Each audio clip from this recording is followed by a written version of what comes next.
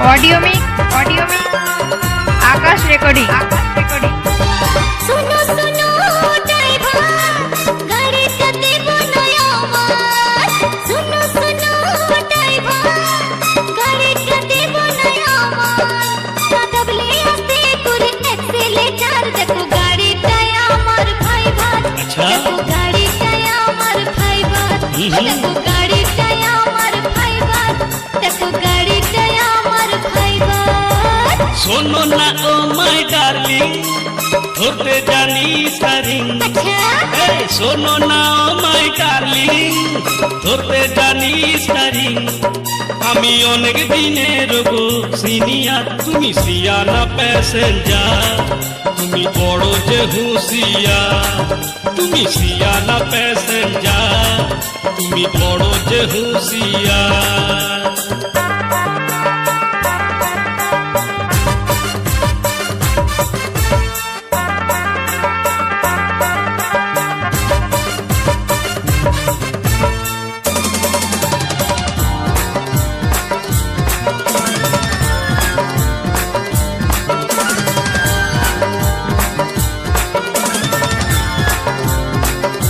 audio में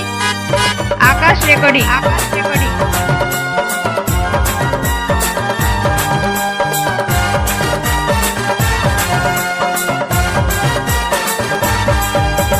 सुरु गोली टाइम रुको बेचौपन मरा न रानी गया देखो जनू धक्का न लागे तेरे जाबे गाड़िया मार सुरु गोली टाइम रुको बेचौपन मरा न रानी गया देखो जनू धक्का न लागे तेरे जाबे गाड़िया मार उसे नरम सिटी को तो मुझाली बेलुटे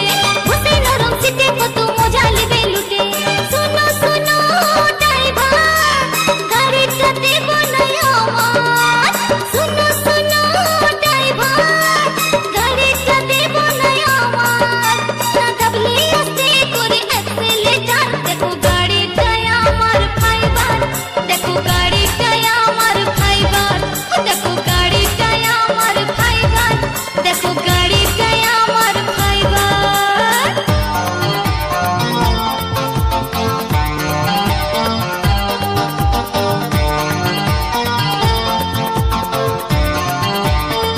ऑडियो में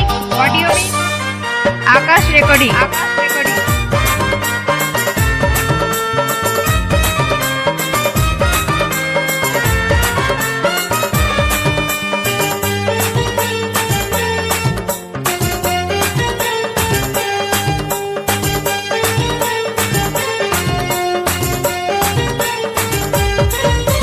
প্রথম যেদিন আমি টাঙ্কিটা তোমার করেছিলাম তেলে ফুল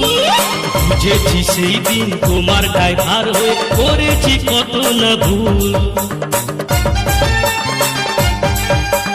প্রথম যেদিন আমি টাঙ্কিটা তোমার করেছিলাম তেলে ফুল